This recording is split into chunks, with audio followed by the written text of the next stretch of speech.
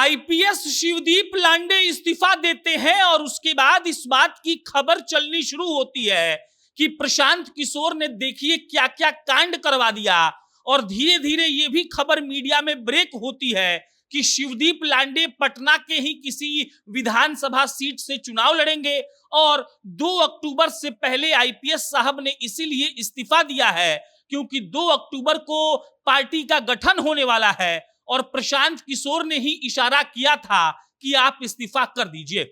फिलहाल आप बिहार के किसी भी मीडिया चैनल को खोलेंगे तो आपको यही खबर दिखेगी कि आईपीएस साहब चुनाव लड़ने वाले हैं और प्रशांत किशोर साहब जो पॉलिटिकल स्ट्रेटजिस्ट हैं वो अगर चाह देंगे तो किसी को भी चुनाव लड़वा भी देंगे और चुनाव जितवा भी देंगे। और उसके बाद मीडिया में अब ये पुलिस वालों का राजनीति में आने का जो सफर है इसका विश्लेषण होने लगता है और एक रिपोर्ट आती है जिसमें बताया जाता है कि बिहार के जो आईपीएस अफसर रहे हैं वो अगर रिटायर होते हैं, वो अगर वीआरएस लेकर राजनीति में जाते हैं तब उनका ट्रैक रिकॉर्ड कुछ ज्यादा बेहतर नहीं रहा है। और इसीलिए हमने सोचा कि चलिए आपको बताते हैं उन आईपीएस अफसरों के बारे में जो आईपीएस साहब लोग चुनाव लड़ते हैं और चुनाव हार जाते हैं। शिवदीप लांडे साहब को बधाई, वो चुनाव जीते हारे इसमें हम कुछ कर नहीं सकते, लेकिन जो हो चुका है इतिहास में वो तो आपको जरूर बता सकते हैं।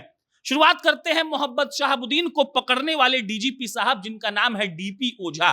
डीपी ओझा साहब का नाम बहुत तगड़ा था। शहाबुद्दीन पर शिकंजा कसना कोई मामूली बात तो है नहीं और डीपी ओझा साहब चुनाव लड़ते हैं बेगूसराय से, लेकिन वो डीजीपी थे, चुनाव लड़े लेकिन वो चुनाव हार गए। उसके बाद अगर बात करते हैं पूर्व डीजीपी आशीष रंजन की, भाई साहब ने कांग्रेस से चुनाव लड़ा था 2014 में, सीट थी नालंदा और इनको भी सीधा सीधा हार का मुंह देखना पड़ा।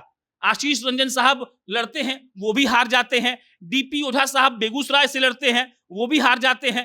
पूर्व पुलिस महानिदेशक हैं आरआर प्रसाद, ये पंचायत का चुनाव लड़ते हैं पुलिस निदेशक साहब और ये भी चुनाव हार जाते हैं। इसके अलावा जो डीजीपी साहब हमारे हाल ही के रहे हैं सबको नाम याद होगा, नाम है गुप्तेश्वर पांडे जी। गुप्तेश्वर पांडे जी की कहानी तो बहुत प्रचलित है, 2009 की कहानी आपको पता होगी। 2009 में गुप्तेश्वर जी ने वीआरएस लिया था और खूब एकदम इस बात पर चर्चा हुई कि गुप्तेश्वर जी को बक्सर से टिकट मिलने ही वाला है, लेकिन अंततः उनको टिकट नहीं मिलती है और भाई साहब फिर अर्जी देते हैं नौकरी के लिए। सरकार उनके अर्जी को स्वीकार करती है और उसके बाद वो डीजीपी बन जाते हैं, रिटायर होते हैं। उसके बाद भी विधानसभा चुनाव में कहा गया था कि उनको टिकट दिया जाएगा, टिकट नहीं मिलता है। अब स्थिति ऐसी आ गई है कि गुप्तेश्वर जी कथावाचक बन गए हैं और घूम घूम कर कपड़ा पहनकर कथा लोगों को सुनाते हैं।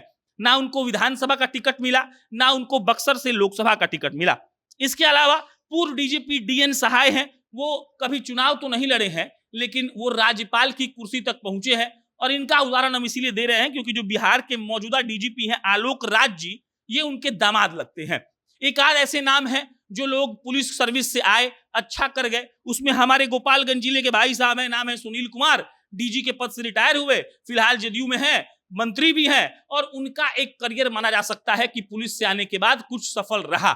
मिला जुलाकर अगर स्टेट्स की बात करें तो ज्यादा स्टेट्स ये नहीं कहते हैं कि बिहार में पुलिस वालों के साथ राजनीति में अच्छा व्यवहार किया गया है। और अब आईपीएस शिवदीप लांडे जो पूर्व आईपीएस कहे जा रहे हैं उनको लेकर इस बात की चर्चा हो रही है कि आईपीएस साहब पटना के ही किसी सीट से चुनाव लड़ेंगे और प्रशांत किशोर की ही पार्टी ज्वाइन करेंगे क्योंकि 2 अक्टूबर उनका जो टाइमिंग है इस्तीफा देने का वो 2 अक्टूबर के पहले का है और सबको पता है कि 2 अक्टूबर को बिहार में क्या होने वाला है, एक नई पार्टी का जन्म होगा।